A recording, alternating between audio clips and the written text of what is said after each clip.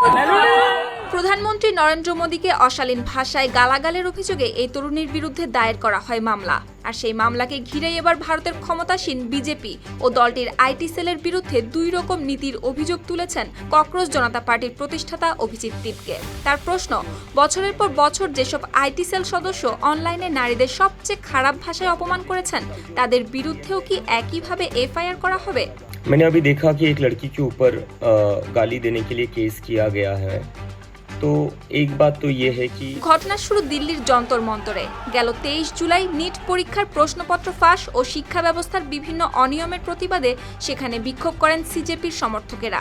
সেই কর্মসূচির একটি ভিডিওতে এই তরুণী প্রধানমন্ত্রী নরেন্দ্র মোদীকে উদ্দেশ্য করে আপত্তিকর ভাষা ব্যবহার করে বলে অভিযোগ উঠে। পরে উত্তরপ্রদেশের নয়ডার এক্সপ্রেসওয়ে থানায় তার বিরুদ্ধে একটি 0 এফআইআর করা হয়। অভিযোগে ইচ্ছাকৃত অপমান, জনসমক্ষে বিভ্রান্তি সৃষ্টি ও মানহানি সংক্রান্ত ধারাও যুক্ত করা হয়। মামলাটি পরবর্তী তদন্তের জন্য দিল্লিতে পাঠানোর কথা জানায় পুলিশ। তিব্বত কদুর তেল চুলকে করে শক্ত আর মজবুত, ঠান্ডা মাথায় ভালোবাসার জয়। এই ঘটনার পরই ভিডিও বার্তা দেন অভিজিৎ দীপকে।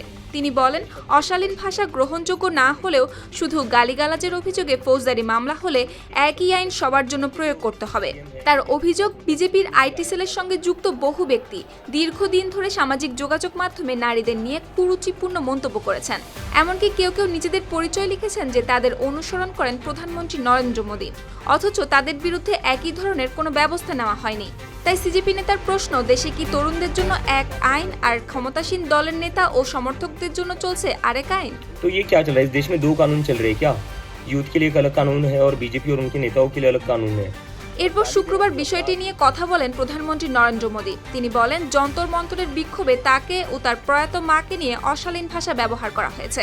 তবে তিনি এই তরুণদের বিভ্রান্ত সন্তান বলে উল্লেখ করে তাদের ক্ষমা করার কথা জানান।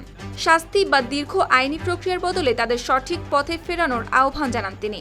তবে মোদীর ক্ষমার বার্তার পরও অভিজিৎ দীপকের বক্তব্য এখন এই দ্বৈত নীতির অভিযোগকে নতুন করে সামনে এনেছে।